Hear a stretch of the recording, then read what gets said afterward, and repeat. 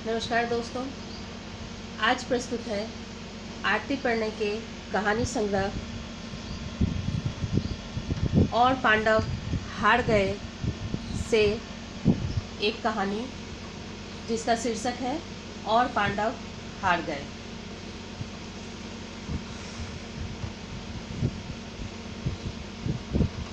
घड़ी में 5 बजते ही साफ कुर्ता पैजामा पहन और हाथ में छड़ी लेकर पंडित दयाशंकर पार्क की ओर चल देते। दोपहर के 3 बजे से ही उन्हें 5 बजने का इंतजार रहता था। आखिरकार यही वो पल थे जो उन्हें जीने की प्रेरणा देते थे, उन्हें एहसास दिलाते थे कि उनकी बची खुची सांसें महत्वहीन और निरर्थक नहीं है। भरा पूरा घर था पंडित दयाशंकर का। 5 बेटे, 5 बहुएं और पोते पोतियां। बस पत्नी का स्वर्गवास हो चुका था। यूं तो घर का शोर बाहर सड़क से ही घर की रौनक बताता था, पर घर के अंदर पंडित दयाशंकर से बातें करने वाला कोई न था। कभी कभी बेचारे खुद ही बोलते रहते, रेडियो की तरह। उनकी आवाज़ सबके कानों तक पहुंचती, पर उधर से कोई उत्तर नहीं आता। बेचारे एक तरफा बोलते रहते, एकाकीपन का स्वागत भाषण। एक दिन गलती से पंडित दयाशंकर के सब्र और सहनशीलता का बांध टूट गया। किसी से कभी कोई शिकायत न करने वाले दयाशंकर बोल उठे, तुम सब तो अपने आप में ही व्यस्त रहते हो, मेरे लिए तो किसी के पास समय ही नहीं है। बस क्या था, उम्र से कमजोर पड़ी उस आवाज़ को जवाब घर के कोरस ने दिया। हम आपकी तरह शान से बेकार तो नहीं बैठे रहते, घर चलाने के लिए मेहनत करनी पड़ती है। बच्चों को अपना भविष्य बनाना है, आपके साथ गप लड़ाने से उनका भविष्य तो नहीं सुधरेगा ना। पंडित जी को बोलने का पछतावा होने लगा। कोरस का उत्तर मन ही मन कई अनकहे विचार और अनुभूतियाँ दे रहे थे। पोते घंटों मोबाइल से चिपककर कौन सा भविष्य सुधार रहे हैं, बहुएं घंटों टीवी सीरियल देखकर कौन सा घर संवार रही है, और बेटे छोड़ो। पंडित जी ने महाभारत को शुरू होने से रोकने के लिए मौन के ब्रह्मास्त्र को ही चुना।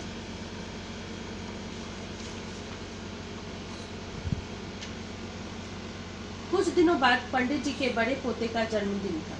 पंडित जी ने एक दिन पहले ही अपना कुर्ता पैजामा प्रेस करवाया, सैलून जाकर बाल बनवाए और दाढ़ियाँ दी। फिर पोते पोतों के लिए 10 दुकान घूमकर एक अच्छी कलम खरीदी। रात देर तक जागकर उसके लिए खरीदे जन्मदिन कार्ड पर संदेश लिखते रहे। सुबह जब पंडित जी की नींद खुली तो देखा कि घर में सब तैयार थे। लग रहा था कि सब कहीं बाहर निकलने ही वाले हैं। किसी से कुछ पूछ पाए इससे पहले ही बड़े बेटे और बहू ने आकर कहा, बाबूजी, बिट्टू का जन्मदिन इस बार हम माथेरान में मनाएंगे। आप इतना चल नहीं पाएंगे, इसलिए आप घर पर ही रहिएगा। आपके लिए सारी व्यवस्थाएं कर दी गई। अपना आदेशपूर्ण फैसला सुनाकर सब चल दिए। पंडित जी के सारे अरमान, सारे प्लान उनके प्रेस किए हुए कुर्ते और पैजामे के बीच दबे रह गए। उस दिन भी पंडित जी शाम के 5 बजने का इंतजार ही करते रहे। ठीक 5 बजे पंडित जी पार्क जा पहुंचे। पिछले कुछ दिनों की तरह आज भी शालिनी पार्क में उनका इंतजार कर रही थी। सहारा देखकर शालिनी ने पंडित जी को बेंच पर बिठाया, फिर अपने साथ लाई पानी की बोतल से पंडित जी को पानी पिलाया। पानी पीते पीते पंडित जी की आंखें नम हो गई। रुधी हुई आवाज़ से वह बोले, आज बिट्टू का जन्मदिन था। घर के सभी लोग माथेरान गए हैं, बस मैं यहाँ हूँ अकेला। फिर एक सूखे हुए फूल को उठाकर बोले, बेटे, बुढ़ापा तब अभिशाप बन जाता है जब अपने ही एहसास दिलाने लगते हैं कि अब आप बूढ़े हो गए हैं, या यह कह लो महत्वहीन हो गए हैं। शालिनी सुन रही थी। पंडित जी थोड़ा रुककर फिर बोले, शरीर का साथ छूटने का दुख उतना नहीं होता जितना बुढ़ापे के साथ अपनों के छूटने का। अचानक दयाशंकर को एहसास हुआ कि वह शालिनी की शाम क्यों खराब कर रहे हैं। उन्होंने बात बदलते हुए शालिनी से पूछा, अरे क्या हम आज नारियल पानी नहीं पिएंगे? फिर दोनों नारियल पानी वाले के ठेले की ओर चल दिए। नारियल पानी पीते हुए शालिनी ने दयाशंकर जी से कहा, बाबा आप समझ लीजिए कि आज मेरा ही जन्मदिन है और मुझे ही अपने आशीर्वाद दे दीजिए। दयाशंकर ने भरी आंखों के साथ अपना हाथ उसके सिर पर रख दिया। शालिनी उस पार्क में जॉगिंग करने आती थी। वह नासिक के किसी कॉलेज में लेक्चरार थी। गर्मी की छुट्टियों में मुंबई आई थी। एक दिन जब दयाशंकर के पैर में मोच आ गई थी, तब उसने उन्हें सहारा देकर उनके घर के पास तक छोड़ा था। उस दिन से उन दोनों में दोस्ती सी हो गई थी। शालिनी जॉगिंग के बाद कुछ समय उनके साथ बैठ जाया करती थी। वैसे भी उसके घर पर उसका इंतज़ार करने वाला कोई न था। माता पिता गुजर चुके थे, पर उनके पुराने फ्लैट में आकर उसे अनुभव होता था कि वह उनके साथ है।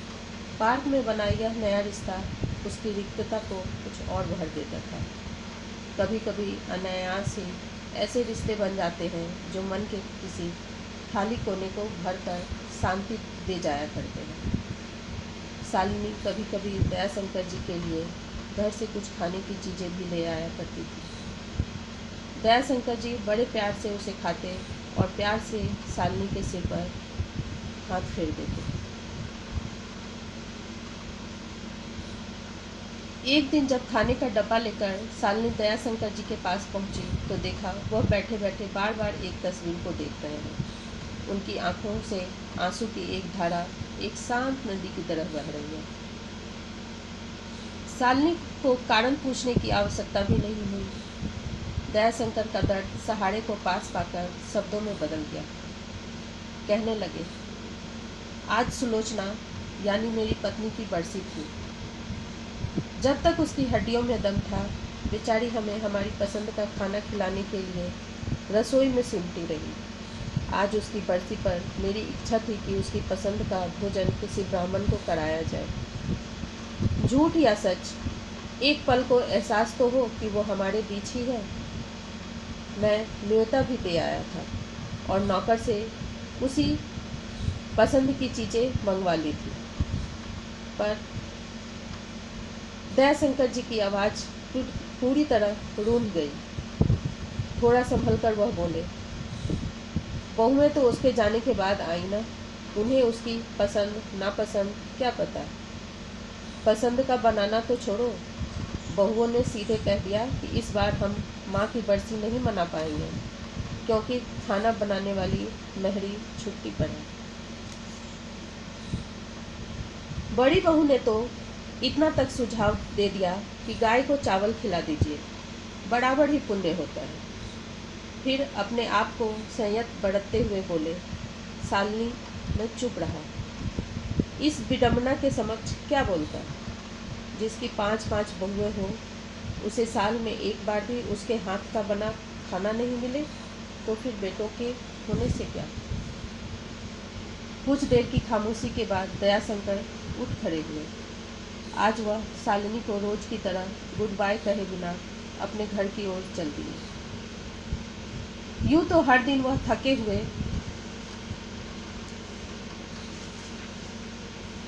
कदमों और टूटे हुए मन के साथ पार्क में आते थे और शालिनी के साथ कुछ सुख के क्षण बिताकर प्रफुल्लित मन से वापस जाते थे। पर आज उनके जाते हुए कदम कुछ ज़्यादा ही बोझिल और बेमंजिल थे। अगले दिन ठीक 5 बजे शालिनी जॉगिंग करने के बाद दयाशंकर जी की प्रतीक्षा कर रही थी। घड़ी की सुइयां धीरे धीरे जाती हुई शाम की सूचना दे रही थी। आखिरकार 6 बज गए। पर दयाशंकर नहीं आए। शालिनी का मन चिंतित हो उठा। उसका भी घर लौटने का समय हो गया था, पर दयाशंकर के न आने के कारण जानने के लिए वह उनके घर की ओर चल दी। इतने थोड़े से दिनों में ही दयाशंकर जी के प्रति उपजे उसके स्नेह से ने आशंकाओं से उसके मन को उद्वेलित कर दिया। आखिर आज वह क्यों नहीं आए? कहीं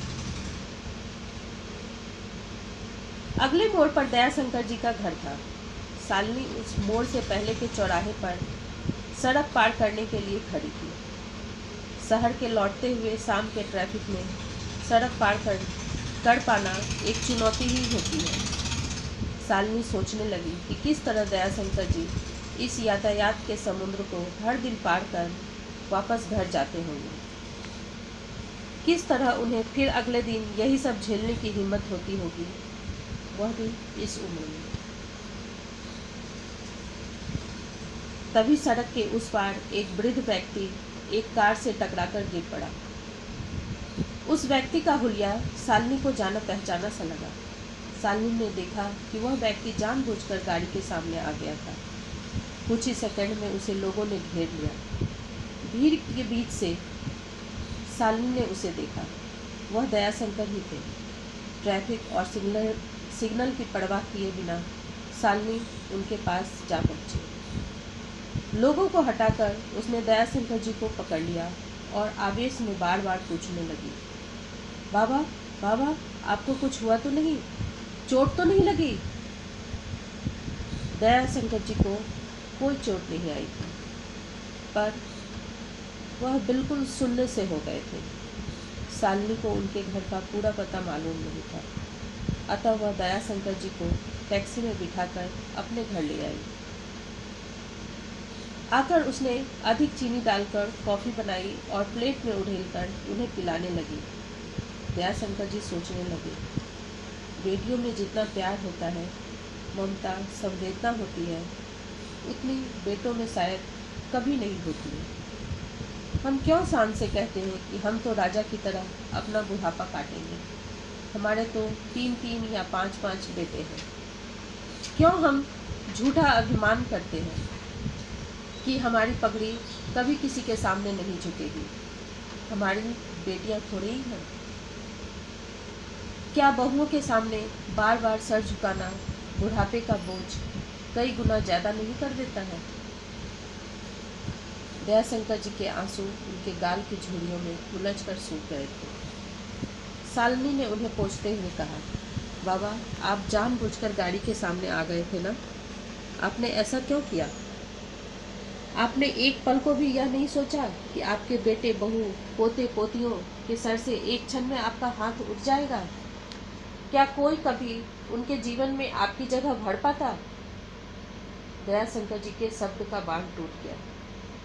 कहने लगे, शालिनी, इस बुढ़ापे में तिरस्कार और अपमान की मौत तो मैं अपने हाथ हर दिन मरता हूँ।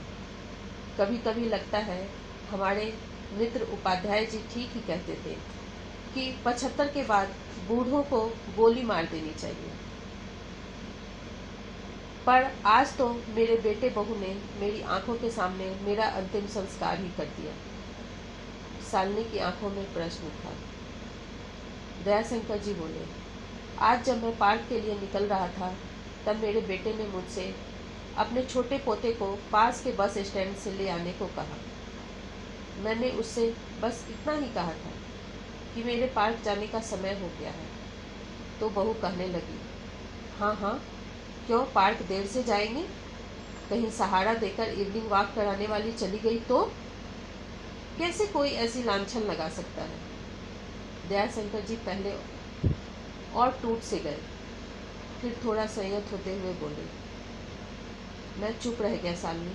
जो कभी अपने पिता, अपने ससुर को सहारा देकर चला न सके, उन्हें तुम्हारे और मेरे मानवीय संबंध शायद सबसे अनबुझ पहेली ही लगेंगे। पर अपने बेटे का चुप रह जाना तो मुझे मुखाग्नि देने की तरह ही लगा। शालिनी, मुझे क्या पता था कि जिन बच्चों को मैं अपना कुल दीपक मानकर गर्व करता था, उनकी लौ इतनी तेज होगी जो मेरा अस्तित्व ही जला देगी? थोड़ी देर की खामोशी के बाद उन्होंने पूछा, शालिनी, इतना कुछ होने के बाद क्या मैं उनके बीच रह सकता हूँ? मैंने सोचा कि शायद मौत ही मुझे इस रोज रोज के मरने से मुक्ति दिला सकती है, इसलिए शायद। शालिनी दयाशंकर जी की बातों को सुनकर सोचने लगी। कहाँ तो वह स्वयं को ही अनाथ और अकेली समझती थी, पर इतने अपनों के होते हुए दयाशंकर जी शायद उससे भी अधिक अनाथ और अकेले हैं। फिर एक अधिकार के साथ उसने दृढ़तापूर्वक उनसे कहा, बाबा, अब आप वहाँ वापस नहीं जाएंगे। कल मैं वापस नासिक जा रही हूँ, आप मेरे साथ जा रहे हैं। दयाशंकर जी एक टक शालिनी की तरफ देख रहे थे। कितना अंतर था उनके बेटे बहू और शालिनी के आदेश में। कहाँ तो उनके बेटे बहू के शब्दों में वृद्ध पिता को साथ लेकर चलने की मजबूरी की झुंझलाहट थी, और कहाँ शालिनी के इस आदेश में एक छोटे बच्चे का अपने माता पिता पर अधिकार झलक रहा था। दयाशंकर जी शालिनी के प्यार और आग्रह से ना नहीं कर पाए, और अगले दिन वह सारे संबंधों को पीछे छोड़ एक अनुबंध के भरोसे उसके साथ नासिक चल दिए। अगले दिन नासिक में टाइम्स ऑफ इंडिया का मुंबई एडिशन देखकर दयाशंकर जी को मुंबई में छूटे हुए अपनों की याद आ गई। अंदर अखबार में मिसिंग कॉलम में उनकी तस्वीर थी। शायद ही उनके परिवार वालों का औपचारिक आग्रह, बाबूजी, आप कहीं भी हो, घर वापस आ जाइए, आपके बिना घर सुना सुना हो गया है। बेटों ने इस्तिहार देकर अपने कर्तव्य का पालन कर लिया था, या तो फिर बेटों ने अपने पिता को अंतिम तिलांजलि भी दी थी। शालिनी के साथ रहते हुए दयाशंकर जी को आज 5 साल हो गए। इन 5 वर्षों में शालिनी ने उनकी आंखों में कभी आंसू भी नहीं आने दिए। दयाशंकर जी के 5 बेटों ने तो अब तक उनका श्राद्ध भी कर दिया होगा, पर दयाशंकर जी इस एक नए रिश्ते के साथ एक नई दुनिया में जी रहे थे। ऐसी दुनिया जिसमें उनकी इच्छाओं, भावनाओं और उनके अतीत की अहमियत थी। आज फिर उनकी पत्नी सुलोचना की बरसी थी। हर वर्ष की तरह शालिनी ने दयाशंकर जी से पूछ कर उनकी पत्नी की पसंद की खाने की चीज़ें बनाई और ब्राह्मण भोजन कराया। उस पल दयाशंकर जी को एहसास हुआ कि उनकी पत्नी अपने परिवार के साथ है और खुश है। उन्हें लगा मानो उनकी पत्नी विजय से भरी मुस्कुराहट के साथ उन्हें कह रही है, देखो जी, मैंने कहा था ना कि बेटियां बेटों से कई गुना अपनी होती हैं। कहने को पराई होती हैं, पर वह हमें एक पल के लिए भी पराया नहीं करती। हमारे सुख के लिए वह जितना दुख सह सकती है, उतना आपके 5 बेटे नहीं। दयाशंकर जी आत्मग्लानि से भर उठे। उन्हें वह दिन याद आ गया जब एक बार उनकी पत्नी गर्भवती थी। सुलोचना को देखकर एक अनुभवी दाई ने कहा था कि इस बार निश्चय ही उसके बेटी होगी। सुलोचना इस अनुमान से बहुत खुश थी और उसने बड़ी प्रसन्नता से यह समाचार दयाशंकर जी को सुनाया। पर दयाशंकर जी ने अपनी पत्नी की खुशी की उपेक्षा करते हुए कहा था, मैं तो चाहता हूँ कि मेरे 5 पांडव ही हों। एक बेटी का बोझ हम क्यों उठाएं? आखिर बेटियां अपनी होती ही कहाँ। फिर उन्होंने सुलोचना को कोई दवा लाकर दी थी और वह उस बार बच्चे को जन्म नहीं दे पाई। आज अपने ही कहे सब बाणों की तरह दयाशंकर के हृदय में चुभ रहे थे। क्या पता उन्होंने स्वयं एक शालिनी को ही अपने हाथों से मारा था। दयाशंकर जी शालिनी को गले से लगाकर जोरों से रोने लगे। शायद वह अपने आंसुओं से अपनी आत्मग्लानि को धो रहे थे। निश्चय ही आज शालिनी ने उनके 5 पांडवों को हरा दिया था।